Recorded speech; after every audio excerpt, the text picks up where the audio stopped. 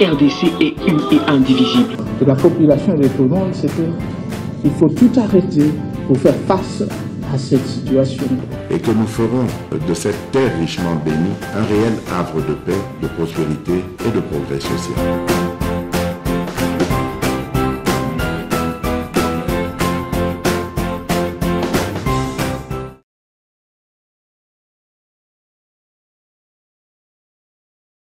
Suivre le plan de paix du candidat, le docteur Denis Mukwege. Alors nous ne sommes pas encore en campagne, donc personne ne va faire quelconque appel au vote, ni de référence à numéro, mais comme nous l'avions fait précédemment, notamment pour le candidat Deli Sesanga, nous donnons de l'espace aux candidats pour faire connaître leur programme, parce que avant la campagne, c'est faire connaître le programme. Pendant la campagne, c'est faire adopter son programme. Et aujourd'hui, nous recevons le prix Nobel de la paix 2018, le docteur Denis Mukwege. Vous êtes avec nous. Bonjour. Bonjour, Christophe.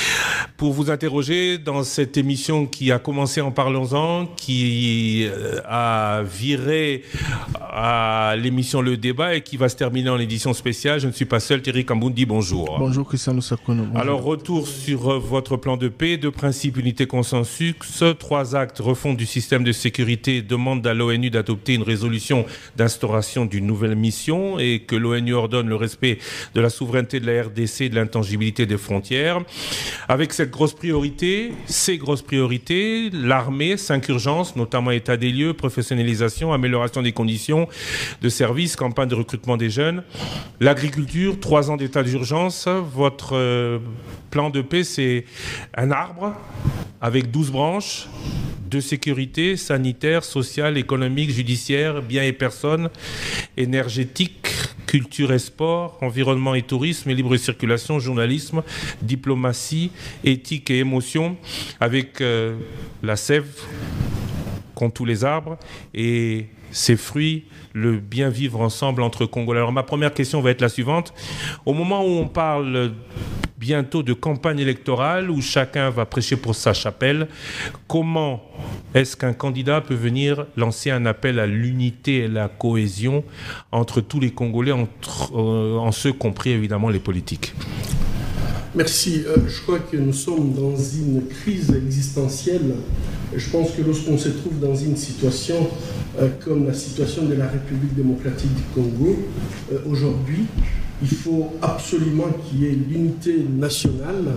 Nous avons besoin de faire un front commun pour pouvoir faire face à cette crise existentielle. Sinon, en fait, on fera une campagne, mais il n'y aura pas le pays pour lequel nous nous battons. Donc, pour moi, c'est capital de pouvoir faire ce front commun pour arriver à endiguer cette crise existentielle qui nous menace. Mais un front commun, c'est l'initiative d'un président, d'un leader d'opinion qui veut rassembler tout le monde. C'est pas l'initiative d'un candidat à une période où on aura plutôt tendance à séparer grains de livret, bon et mauvais programme. Je suis citoyen d'abord de la République démocratique du Congo et je suis Congolais d'abord. Et donc je pense qu'à ce titre de citoyen, je tiens absolument à ce que le Congolais puisse d'abord voir ce qui est le plus important, c'est la nation, c'est la patrie qu'il faut d'abord sauver avant de penser à ses propres ambitions. Dans cette logique, Dr Mukwege, quelles sont les chances que vous accordez aux discussions qui se passent en ce moment en Afrique du Sud, auxquelles prennent part vos délégués également? Je crois que ces discussions, ils ont fait un cadre et les différents candidats vont continuer à discuter pour pouvoir trouver une solution. Les nouvelles qui nous viennent de là ne sont pas très rassurantes quant à la fumée blanche que vous attendez. Raison pour laquelle il faut continuer à discuter. Et je crois qu'il y a toujours la possibilité de trouver un compromis. Le temps joue contre vous. La campagne électorale démarre dans 2 jours. La la première phase avec vos délégués n'a pas encore abouti à grand-chose. Vous dites qu'il faut continuer à discuter. Entre-temps, chacun fonce sur son chemin. Quand est-ce que vous espérez aboutir à un compromis alors que les élections, c'est... Vous savez, quand vous négociez, il ne faut jamais perdre courage. Il faut savoir que l'enjeu, comme je viens de le dire, est de taille. Et donc, vu l'enjeu, je crois que nous n'avons aucune raison de nous décourager puisque nous pensons que c'est par là où on va trouver la solution. On vous sent convaincu que vous êtes le choix idéal pour changer les choses dans ce pays. Et chacun de vous a le même discours. Est-ce que vous pourrez vous retirer au profit de quelqu'un d'autre, ou bien vous pensez vraiment que de ces discussions aboutiront comme résolution le choix de Denis Mukwege comme le candidat commun de l'opposition? C'est vous qui dites que vous sentez que je suis convaincu. Nous venons tous de suivre le message. Voilà, vous suivez le message et je pense que le plus important pour moi, c'est de pouvoir discuter avec les autres candidats. Et je viens de présenter ce plan de paix puisque je crois fermement qu'après 3 décennies, il faudrait qu'on se mette ça en tête. 3 décennies de conflits, de guerres, on n'a su rien faire pour notre population. Et aujourd'hui, je crois que le préalable de la paix devient un préalable qu'on ne peut pas se passer de ces préalables pour pouvoir avancer dans d'autres questions qui concernent la nation. Alors revenons sur vous allez arrondir les angles, vous allez aboutir vraiment à une solution. Je ne peux pas être dans Martin Fayoulou, je ne peux pas être dans une négociation très rigide. La règle de la négociation, c'est la flexibilité. Et je vais présenter mon plan de paix et essayer de convaincre les autres que je suis le meilleur candidat pour pouvoir mettre en œuvre ces plans. Vous voyez que ça risque d'être difficile d'avoir adhésion. Unité et consensus, ça c'est votre plan de paix. Cette discussion a lieu entre 5 personnes. Il y a 26 candidats. Pourquoi pas? Ou est-ce impossible de penser que ces discussions vers cette unité soient entre les 26 candidats à l'élection présidentielle? Vous savez, les candidats sont libres, mais je parle avec aussi bien ce qui était en Afrique du Sud. Mais hier, vous avez vu, j'ai signé avec ce qui n'était pas en Afrique du Sud. Donc, je suis très ouvert et j'essaye d'utiliser toutes les plateformes pour amener les compatriotes à ce que nous puissions tous comprendre une chose. C'est la nation, c'est la patrie qu'il faut sauver. Et également l'union sacrée de la nation? L'union sacrée de la nation, je crois qu'ils se sont regroupés dans l'union sacrée de la nation et je pense qu'aujourd'hui, ils sont en face de nous. Nous avions donné des conseils, nous avions essayé de pousser l'union sacrée à ne pas commettre certaines, de ne pas prendre certaines décisions qui mettraient notre nation en danger. Malheureusement, ils ont persisté dans cette voie et aujourd'hui, une partie de notre patrie ne nous appartient plus. Il faut appeler les choses par leur nom. Et je crois qu'à son temps, vous aviez vu à quel point je m'étais opposé, par exemple, à l'arrivée de l'armée ougandaise en République démocratique du Congo. Tout le monde, enfin, tout analyste pouvait comprendre que appeler l'armée ougandaise, après le passé que nous avions eu avec l'armée ougandaise, ça inspirerait forcément l'armée rwandaise. C'est ce qui s'est passé. Et aujourd'hui, nous avons toutes les armées à l'est du Congo et chacun exploite et gère la partie, chaque armée gère la partie qu'elle occupe à son gré. Et je crois qu'on ne peut pas laisser les pays dans cet état. Dans votre plan de paix, il y a la composante sous-régionale. Vous faites référence dans votre discours à la conférence internationale sur les Grands Lacs, qui parle de co-gestion de la crise en République démocratique du Congo. Comment, si vous êtes président de la République, comptez-vous co-gérer cette crise sans faire appel à l'Ouganda, au Rwanda et au Burundi notamment? En fait, je pense que pour faire la paix dans cette région, on ne peut pas ne pas parler avec ces pays. Ce sont nos voisins et ils seront toujours là. Donc il faut discuter avec eux. Mais il ne faut pas non plus oublier que ces pays sont des acteurs. Ils participent activement à la déstabilisation de la République démocratique du Congo. Mais alors pourquoi parler avec ce qui n'a pas le même intérêt que nous dans la résolution des conflits? De toute façon, je pense que dans une résolution des conflits, on ne parle pas qu'avec des amis. On parle aussi avec des ennemis pour pouvoir les amener à adopter notre position. Mais dans le cadre politique de ces plans de paix, je dis très bien qu'il faudrait absolument qu'on puisse parler avec eux. Et je pense que le pacte de la conférence internationale des Grands Lacs, de la région des Grands Lacs, vise la stabilité de la région, le développement, et ça, c'est ce que nous aussi nous visons. Mais je considère que, étant donné que toutes les initiatives ont échoué, il faudrait que nous ayons un cadre qui sort de la région des Grands Lacs pour être beaucoup plus large au niveau africain, pourquoi pas, sur le plan international. Vous avez même évoqué dans votre plan de paix l'adoption d'une résolution d'instauration d'une nouvelle mission internationale d'imposition de la paix par tous les moyens. Pas la MONUSCO, plus que la MONUSCO. Mais la MONUSCO n'a pas pu faire. Est-ce que vous pensez que l'ONU peut plus ? Vous savez, en fait, les gens ils confondent complètement une mission d'imposition de la paix. Et je peux vous dire, par exemple, au Mali, avant que MINUSMA soit mise en place, il y avait une mission d'imposition de la paix. Et une mission d'imposition de la paix peut être confiée à une armée aguerrie qui va juste imposer la paix, désarmer les groupes armés qui sont en place. Ceux-là qui résistent, ils vont subir la force de cette armée. Et je crois que ça, c'est différent d'une mission, par exemple, d'observation des Nations Unies. Et là, je voudrais quand même que l'on puisse préciser que même en République démocratique du Congo, nous avons déjà eu une mission de ce type. Quand il y avait risque de génocide à Ituri, c'était un génocide qui était en cours. En 3 mois, les troupes françaises.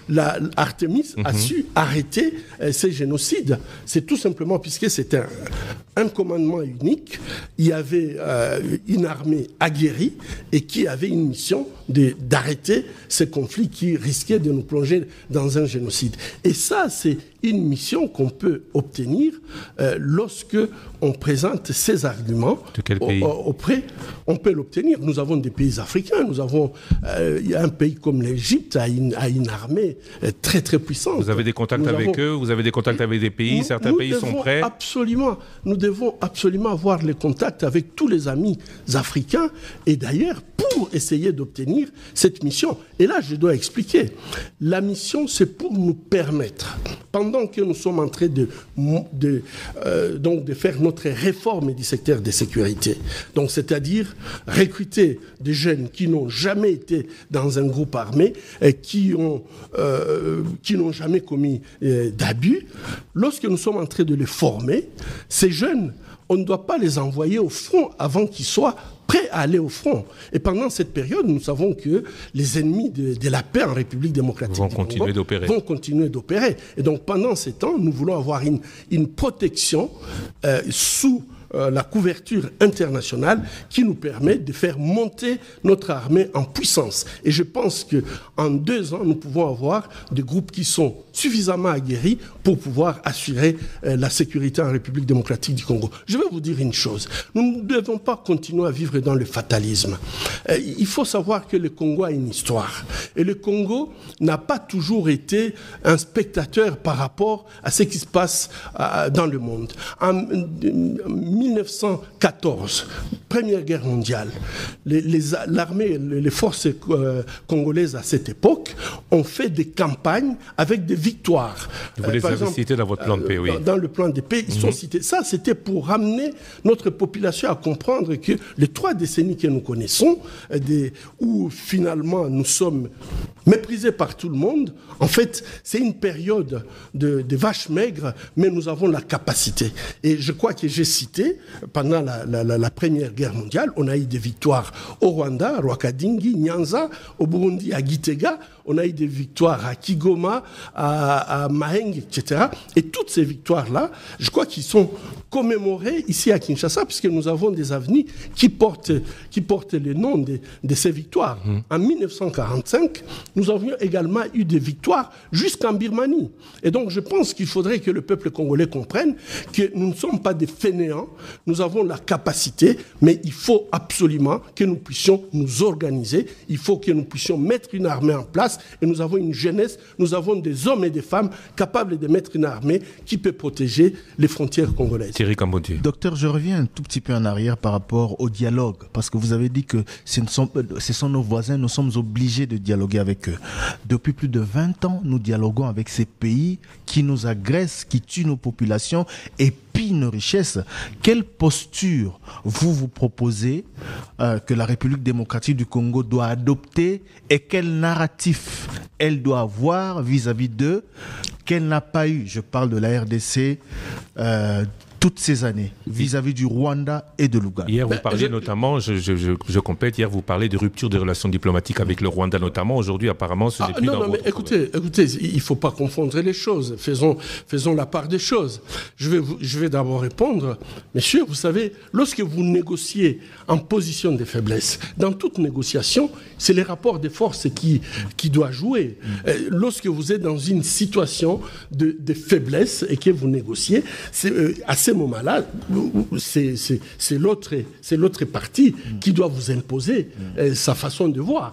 Et moi, je pense que ce que je propose dans ces plans de paix, c'est que nous puissions avoir une armée qui va monter en puissance et nous permettre d'être dans un rapport de force qui nous permet de discuter avec les voisins. Oui, mais en attendant puisqu'on ne peut pas les déplacer. Oui, mais en attendant, je suis d'accord, mais en attendant d'avoir cette armée, vous parlez de dialogue dans un cadre africain, mondial. Je n'ai pas parlé. Il faut bien suivre ce que j'ai dit. J'ai bien suivi. Le cadre, ce n'est pas forcément les dialogues. Le cadre, ça veut dire, nous avons un pacte, par exemple, pour la conférence internationale de la région des Grands Lacs, qui assit 10 protocoles. Et dans ces 10 protocoles, il y a, par exemple, un protocole sur l'exploitation des ressources naturelles. Nous savons très bien que les conflits en République démocratique du Congo a aussi, parmi ses racines, le problème de l'exploitation. Mais tout cela a été fait, docteur. Non, mais ça, écoutez, les dialogues dans tous ces différents cadres ont été organisés. Raison pour laquelle je demande quelle posture nous devons avoir vis-à-vis d'eux. Nous devons d'abord changer les rapports de force. Comment? Je suis clair. Le rapport de force, en faisant monter notre armée en puissance. Vous parlez de refonte de cette armée. Oui. Ce que l'on constate, c'est que pendant longtemps, cette armée s'est retrouvée dans un embargo qui ne disait pas son nom. Vous appelez à l'aide la communauté internationale. L'ONU ordonnait le respect de la souveraineté de la RDC, de l'intangibilité de ses frontières. Tout ça, c'est ce que le Congo a fait toutes ces années. Qu'est-ce qui va faire que, d'une baguette magique, peut-être parce qu'elle a un prix Nobel, cette communauté internationale, qui dans le rapport de force se retrouve plutôt aujourd'hui du côté de Rwanda, change de fusil d'épaule et se disent non, plus Kagame, mais Mukwege. Je pense que, monsieur Christian, vous savez très bien qu'on n'a jamais réformé notre armée. L'armée que nous avons aujourd'hui, c'est un mélange de tout ce qu'on a trouvé sur terrain. Toute personne qui avait une arme sur terrain s'est retrouvée dans l'armée congolaise. On a appelé ça brassage ou mixage, mais en fait, ça n'a jamais été un corps d'armée. Et je pense que pendant les 30 ans, ce qui a manqué, et ce que nous allons avoir dans notre programme, c'est cette réforme de ces secteurs de sécurité. En combien d'années? En combien de temps? Parce que vous allez hériter de la même armée. Si jamais vous êtes élu demain. Mais écoutez, moi je vous dis, je vais avoir une armée réformée. Je crois que c'est très clair. Oui, mais en combien de temps vous allez procéder à la réforme de l'armée, c'est ce que vous dites, mais cette réforme prendra combien de temps? Ça prendra du temps. Cette réforme, je vous ai dit que la première chose, les 100 premiers jours, je vais demander à ce qu'on lance ces programmes de réforme du secteur de sécurité. Et ces programmes de réforme et de sécurité consistent, à pouvoir faire l'état des lieux. Et aujourd'hui, on n'a jamais fait un état des lieux. Quand on parle des forces armées congolaises, on ne sait même pas ils sont combien. On ne sait pas les armes qu'on a. On n'a pas un système qui inventorie catégorie les munitions et les armes que nous avons. Donc nous avons une armée qui est tout à fait une armée de nom. C'est pour ça que notre première action, ça sera de faire cet état des lieux pour savoir, en fait, cette armée qui n'arrive pas à se débarrasser de tous ces groupes armés, c'est quel type d'armée que nous avons. Ça n'a pas été fait. Nous allons le faire et une fois que l'inventaire sera fait, une fois que nous saurons le nombre de soldats que nous avons, nous allons restructurer le commandement. Et ça aussi, c'est très important. Vous savez qu'aujourd'hui, nous avons des commandements qui sont parallèles. Nous qui sommes sur terrain, parfois on ne sait pas, les opérations, il y en a 10, il y a 10 généraux, et finalement sur terrain, c'est la cacophonie totale. Et donc moi je pense que quand on parle de la réforme de l'armée, ça n'a jamais été fait. Et aujourd'hui, nous proposons, le premier acte, ça sera d'abord réformer l'armée. Et cette réforme va partir, par faire un état des lieux avec des inventeurs pour savoir où sont les armes, où sont les munitions, où sont les unités combattantes. Deuxièmement, nous allons restructurer le commandement.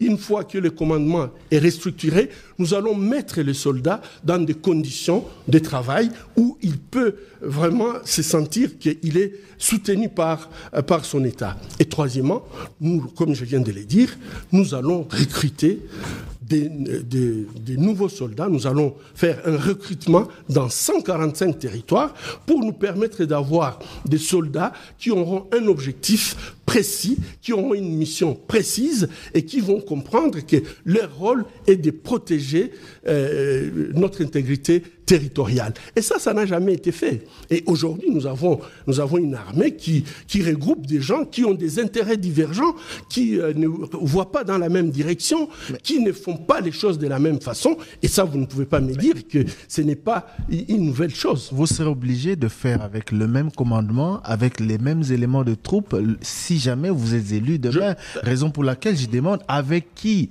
vous allez réformer cette armée et pour combien de temps? Avec les Congolais. Puisque je peux vous dire qu'aujourd'hui, nous avons plusieurs techniciens d'état-major ou tout simplement des officiers supérieurs qui ont fait des écoles militaires reconnues mondialement et qui aujourd'hui, ils sont tout simplement à la retraite. Nous allons faire appel à toutes les forces congolaises pour que nous ayons des centres de formation de nos jeunes qui sont vierges d'abus, de toutes sortes d'abus, et pouvoir les former par nos généraux. Nous avons des généraux, nous avons des officiers supérieurs congolais et qui ont passé par des grandes écoles militaires du monde et qui vont se disponibiliser. Je reviens à l'une de vos recommandations dans votre plan de paix, mission internationale d'imposition de la paix. C'est la MONUSCO bis. Mais non, il faut vous. Mais est-ce qu'on peut... Mais il faut vous renseigner, messieurs. Non, c'est clair. S'il vous plaît. Ne faisons pas des discussions qui n'ont...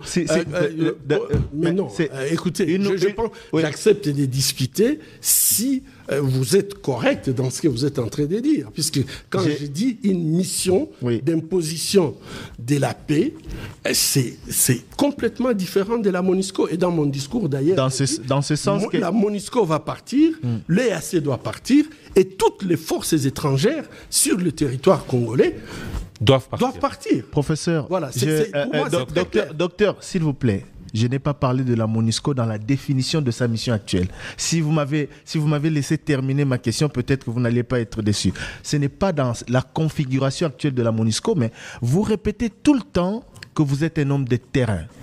Aujourd'hui, sur le terrain, la mission des Nations Unies, appelée la MONUSCO ou tout ce que vous voulez, est vomi par la population parce que plus de 20 ans après, elle a accouché d'une souris. Elle n'a pas produit les résultats attendus. En quoi cette mission que vous dites que vous allez solliciter va faire mieux que les différentes missions de la MONUSCO qui ont été sur le territoire? Écoute, moi je pense que si vous négociez ou vous discutez de quelque chose, je pense qu'il faut savoir le contenu. Et chaque mission des Nations Unies a une mission précise. Les différents gouvernements congolais ont demandé la même chose, docteur Mukwege. Ils n'ont pas une mission plus contraignante. Ils ont demandé. On a suivi le président Kabila, le président Tshisekedi. Tous ont dit la même chose à la tribune des Nations Unies. Ils ont demandé la même mission. Mais non, messieurs, je pense que, renseignez-vous, une mission d'imposition de la paix, ce qui va être complètement différent. Aujourd'hui, la MONUSCO, il y a 44 ou 47 États qui font partie de cette mission.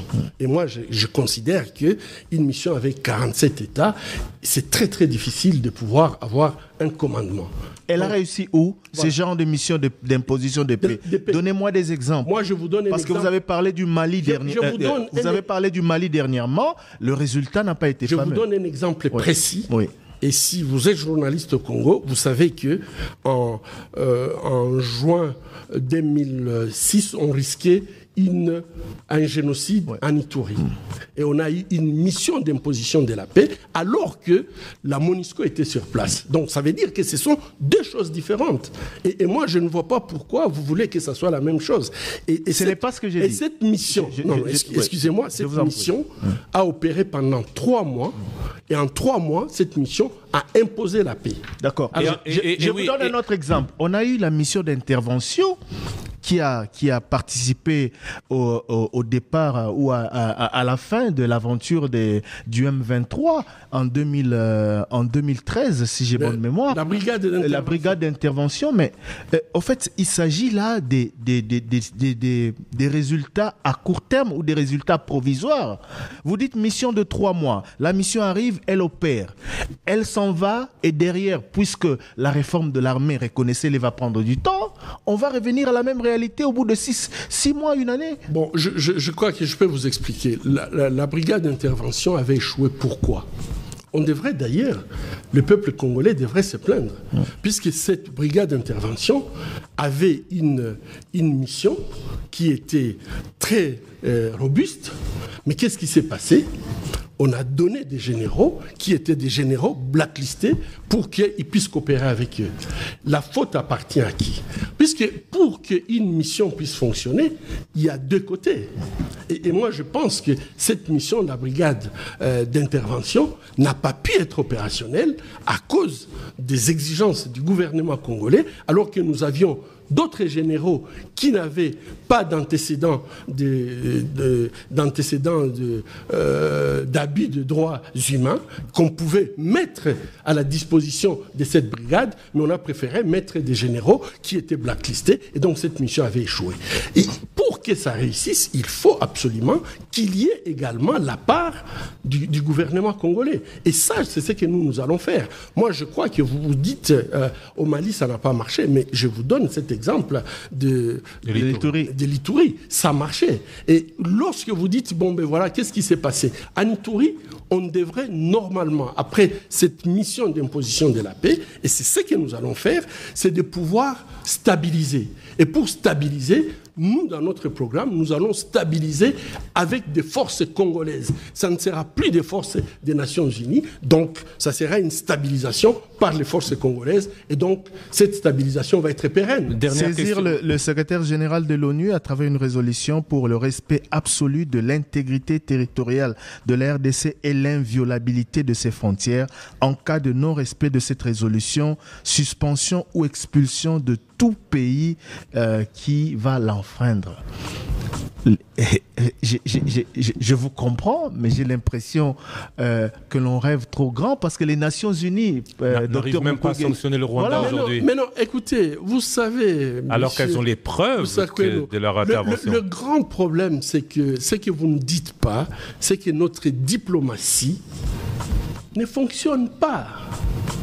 Notre diplomatie ne fonctionne pas. Et je crois que nous venons pour avoir une diplomatie suffisamment agressive pour permettre à ce que les résolutions soient respectées. Qu'est-ce qu'elle fera de plus que l'actuelle diplomatie fait pour faire passer le message de la RDC? Ce qu'elle fera, c'est ce que les pays qui arrivent à faire marcher les Nations Unies font pour que les Nations Unies fassent ce que on peut prendre des exemples sur ce qui se passe dans le monde. Oui. La Russie agresse l'Ukraine, c'est connu de tous. Oui. Les Nations Unies sont incapables, parce que peut-être la Russie est membre du Conseil permanent, membre permanent du Conseil de sécurité, mais les Nations Unies sont incapables de sanctionner la Russie. Aujourd'hui, le deuxième exemple, pour ne pas aller très loin, en République démocratique du Congo, tous les rapports des Nations Unies, y compris le rapport Mapping, qui fait partie de votre plaidoyer depuis de nombreuses années, atteste que le Rwanda, l'Ouganda font partie des pays qui agressent la RDC. Qu'est-ce que vous, la RDC, par votre diplomatie, vous aviez pu faire pour que ces rapports Mapping soient exploités? Oui, mais avez-vous écrit? Avez-vous demandé? Avez-vous fait un lobbying? Avez-vous fait une campagne pour que ces rapports soient exploités? Si vous ne faites rien, ne demandez pas à ce que les autres fassent à votre place. Moi, je pense que nous avons besoin d'une diplomatie active, une diplomatie qui doit exiger que ces droits soient respectés. Et là, vous prenez l'exemple du rapport Mapping. J'ai été à tous les niveaux pour défendre ces rapports, mais tout ce que j'ai... Vous n'avez pas été entendu? Tout ce que j'ai... Tout prix Nobel de la paix que vous êtes, vous n'avez pas été entendu? Je ne suis pas... Demain, président de la République, vous serez mieux entendu ou plus entendu que... Absolument, puisque comme président de la République, je peux écrire au Conseil de sécurité. Et le Conseil de sécurité doit répondre à ma lettre. Quand je m'adresse comme une organisation de la société civile, ça ne représente le rien. Congo l'a fait. Le Congo l'a fait, docteur. Le Congo l'a fait. Les Nations Unies n'ont jamais... Je peux vous dire, vous n'allez pas m'entendre. Le ministre des Affaires étrangères nous l'a dit ici. Le Congo l'a fait. Le Congo a saisi le Conseil de sécurité. Et pas qu'une fois. Malheureusement, le Conseil de sécurité des Nations Unies n'a pas bougé. Les rapports Mapping, je crois que je me suis battu pour ces rapports. Je ne parle pas que du rapport Mapping. De tous les derniers rapports qui attestent que le Rwanda et l'Ouganda agressent la République démocratique du Congo. Le Congo a fait le plaidoyer nécessaire auprès des Nations Unies, mais il n'y a pas de répondant. Raison pour laquelle je demande... Répondant de quel côté? Comment on va vous écouter mieux qu'hier? La question, docteur Mukwege, devrait être celle-ci, pour clôturer ce sujet, parce qu'on en a un truc. Est-ce que l'on doit encore croire à cette communauté internationale? Voilà. Est-ce qu'on peut encore miser sur elle pour résoudre nos problèmes? Je crois que quand vous voyez mon plan ne demande pas à la communauté internationale de résoudre notre problème. C'est nous qui allons résoudre notre problème à travers la réforme du secteur de sécurité que j'envisage mettre en place. Mais nous avons des droits sur le plan international que j'exige à ce que ces droits soient respectés. C'est différent. Si on veut comprendre la question à l'envers, mais je crois que là, je mets la réforme de notre secteur de sécurité comme fer de lance du changement que nous allons faire en République démocratique du Congo pour avoir une armée capable de défendre notre intégrité territoriale et nous mettre dans une position où nous pouvons négocier nous pouvons discuter avec nos partenaires, premièrement nos voisins qui nous agressent dans une position de force. En attendant que cette réforme soit mise en place, docteur, en attendant que cette réforme soit mise en place, vous faites quoi dès les premiers jours? C'est ce que je... écoutez, je vous dis, la première chose que je vais faire, c'est cette réforme du secteur de sécurité qui va être sécurisée par le droit que nous avons sur le plan international. Et messieurs, je ne pourrai jamais accepter à ce que nous fassions partie de la communauté internationale, avoir des devoirs sans des droits. Et là, ce que je demande, c'est un droit que je vais demander. Et je vous dis, nous devons avoir une diplomatie active pour pouvoir obtenir ces droits. Ce droit, en espérant qu'il sera entendu. Je sais que depuis de nombreuses années, vous militez pour ça, notamment avec la députée Maria Arena. Malheureusement, vous n'avez pas eu gain de cause. Alors, pour terminer avec ce plan de paix, parlons de ces 3 ans. Je n'ai pas eu gain de cause puisque j'ai milité comme citoyen de la société civile. Nous l'avons bien compris. 3 ans d'état d'urgence agroalimentaire. On a déjà entendu ça, oui, avec Didier Moumengi, votre directeur de campagne. Il s'agit s'agit de la matérialisation de son plan? En fait, c'est un plan. Je crois que je partage beaucoup de points de vue avec Didier Moumengi. Nous pensons que faire ce plan de paix va nous amener à ce qu'on appelle la démobilisation et le désarmement. Qu'est-ce qu'on fait de tous ces jeunes qui se sont retrouvés dans des groupes armés et qui ont appris à tuer, à violer, à détruire, et si on les démobilise, leur uniforme, sans leur donner des perspectives, ces jeunes vont recommencer dans d'autres groupes armés. Alors l'idée est très simple.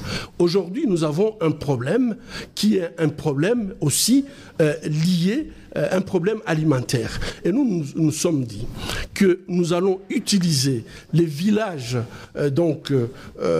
agricoles pour permettre à ce que tous les jeunes qui seront démobilisés dans les groupes armés, qui seront démobilisés dans l'armée, qui ne seront plus capables de faire partie des forces combattantes, nous allons les mettre, tous ces jeunes, dans des villages agricoles. Ça sera un plan très vaste dans tous les pays pour permettre à ce que, non seulement qu'ils puissent avoir une production agricole, mais également le génie civil qui permet d'entretenir les routes et des dessertes agricoles, entretenir des ponts, etc.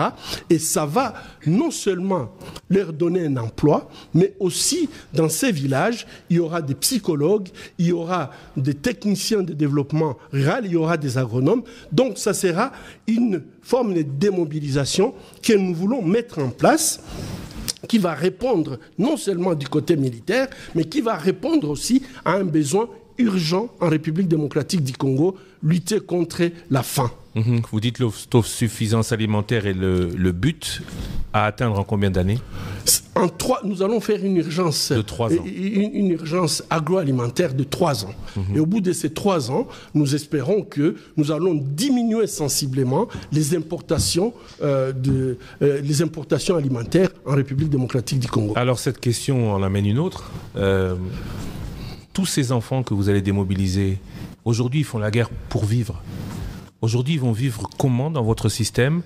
Entendez, combien tout cela va vous coûter et comment comptez-vous mobiliser tout cet argent?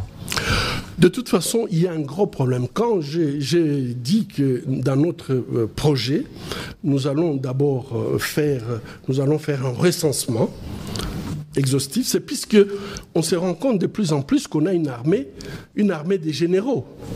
Et cette armée des généraux, ça coûte cher, puisque quand vous voyez les salaires de ces généraux, mais quand vous voyez aussi leur train de vie, il y a quelque chose qui se passe. Et donc moi, je pense que lorsque nous allons faire cet inventaire, nous allons essayer de voir notre armée à combien de personnes. Puisqu'il y a des dépenses qui se font. Aujourd'hui, la dépense de l'armée se chiffre à peu près à $1 milliard. Et avec $1 milliard, on devrait avoir quand même une armée suffisamment bien formée, équipée, etc. Mais il y a des problèmes qui se passent par rapport à tout ce que nous dépensons dans l'armée sans avoir les résultats. C'est pour cette raison que je crois faire ce travail d'état des lieux va nous permettre de savoir exactement où se trouve le problème. Il y a beaucoup de frustration dans l'armée. Puisque quand vous avez des généraux qui ont été formés mais qui n'ont pas de fonctions et parfois se font commander par des gens qui n'ont pas le même niveau que eux, ça pose un problème. On ne peut pas avoir un corps d'armée dans des conditions de frustration. C'est pour cette raison... Donc vous récupérez cet argent de l'armée? Il y aura certainement l'argent qui sera récupéré de l'armée, mais nous pensons également passer donc de notre... aujourd'hui, nous sommes à 5,4% de notre produit national de la défense. Nous pensons pouvoir augmenter le budget de la défense. Ça va se faire progressivement. À la 3e année, on sera au sommet autour de 9-10%. Merci beaucoup, monsieur le docteur Mukwege, d'avoir accepté d'être avec nous. Il est 13h passé 30 minutes. On va devoir rendre l'antenne. Alors, il y a 12 branches à votre arbre de la paix. Tous, c'est pour la sécurité sanitaire, sociale, économique, judiciaire, biens et personnes, énergétique, culture, sport. Je vais tous les citer pour ne pas en laisser d'autres. Environnement, tourisme, libre circulation, journalisme, diplomatique, éthique et émotion. Ça, c'est votre programme. Votre programme sera connu quand? La campagne commençant déjà dimanche. Mon programme sera connu lundi, et ça je l'ai fait exprès, puisque je considère que la priorité des priorités, c'est vraiment donc ces plans d'épée, où vous avez compris que nous avons la fin de la guerre, mais aussi la fin de la faim, par donc cette partie de notre programme qui permet en fait de lutter non seulement contre la faim, mais aussi permettre une réintégration dans la société des anciens combattants et permettre donc éviter à ce qu'il y ait des récidives des groupes armés. Et je crois que dans ce cadre, une fois aujourd'hui passé, nous avons lundi pour pouvoir vous présenter les restes de notre programme. Vous dites qu'il y aura la fin de la faim, la fin de la guerre, mais il n'y aura pas la fin des vices. Or, les vices sont l'élément qui nuisent plus que tout le reste à l'épanouissement de la société. C'est la troisième fin que nous considérons que aujourd'hui la société congolaise, ça sera très très difficile de pouvoir avancer si nous ne luttons pas contre les vices. Puisque aujourd'hui, le mensonge est devenu normal, la corruption, elle est presque acceptée par la société, et la falsification et le fait d'espérer pouvoir gagner sa vie sans travailler. Et nous considérons que ces trois fins, si nous y mettons fin, ça va permettre à ce que nous puissions finalement avoir cet arbre de vie qui aura comme sève donc l'éducation. Et nous allons mettre le paquet sur l'éducation, puisque nous considérons qu'aujourd'hui, en fait, avec ces vices, les gens, ils croient à tout ce qu'on leur dit, et ils vont dans des directions, malheureusement, qui n'aident pas la nation de pouvoir progresser. Donc, cet arbre de vie, c'est un arbre complet avec les racines, donc la sécurité et la défense. Le tronc, c'est ce que nous venons de décrire, la sécurité alimentaire et les différentes sécurités qui sont nécessaires pour un citoyen congolais, et même des gens qui voudraient investir chez nous ont besoin de toutes ces sécurités que nous venons de décrire, et c'est ça qui va donner en fait les fruits que nous attendons. Ici se termine, merci à vous. Ici se termine, j'ai juste une dernière petite question. En fait, elle vient de Thierry Kambundi. Je vais la connaître. Non. Je vais la poser parce que peut-être que... dans tout ce que vous dites, beaucoup d'optimisme, beaucoup de ferveur, beaucoup d'action, mais tout cet échange, la question qui pourrait mieux conclure cette interview, c'est la suivante. Est-ce que vous n'avez pas peur que le temps joue contre vous? Surtout par rapport à votre programme, en fait, parce que le docteur Mukwege a été actif dans la société civile, mais surtout dans le cadre de son métier. Aujourd'hui, son programme peut être intéressant, peut être pertinent, profond, mais le temps de le faire vendre, de le faire adopter par ceux qui sont censés voter pour lui, il est très court. Apparemment, vous y êtes pris en retard. Il n'y a pas que ce temps d'adoption, il y a aussi le temps de mise en œuvre de tout ce programme. Non, je crois que la mise en œuvre se fera après les élections. Mais je crois que pour annoncer notre programme, nous avions une stratégie qui nous pousse tout simplement à dire qu'il faudrait que, à tous les niveaux, les Congolais comprennent qu'on ne pourra rien faire si on n'adresse pas la question de la paix en République démocratique du Congo, si on ne fait pas en sorte que chaque Congolais puisse manger à sa faim, si on ne se bat pas contre les vices dans notre société. Et nous voulions insister sur ça, puisque c'est ça qui constitue en fait la base de tout ce que nous pouvons faire après. Merci beaucoup, Dr Mukwege. Merci Thierry Kambundi. Édition spéciale assez particulière puisque c'est la première fois que nous vous recevons ici. Merci à vous d'être venus en espérant vous revoir de nouveau. J'espère que vous n'avez pas pris peur aujourd'hui au cours de la campagne. Peut-être directement sur le sujet paix, peut-être face à un autre candidat, à un ou à plusieurs autres candidats. Vous êtes ouvert? Je suis ouvert à la discussion et je crois que je suis à l'aise. Merci beaucoup, Dr Mukwege. Merci à vous de nous avoir suivis. Ici se termine l'émission particulière et spéciale. 9h30, 13h30, 4h en direct ici du studio Matrix sur le boulevard du 30 juin de votre radio. Tout de suite, on rentre à Pigeon pour la grande édition du journal de 13h30. L'actualité continue sur votre radio. Merci à toutes les radios et télévisions partenaires qui ont suivi. Je pense particulièrement à Fabien Koussonika qui nous a relayé à Bruxelles. De nombreuses réactions sont ici enregistrées. Merci à vous tous de nous avoir suivis. La campagne commence dimanche. Nous serons dès dimanche en direct et nous suivrons pas à pas chacun des candidats à quelque niveau que ce soit, de la présidentielle aux législatives nationales.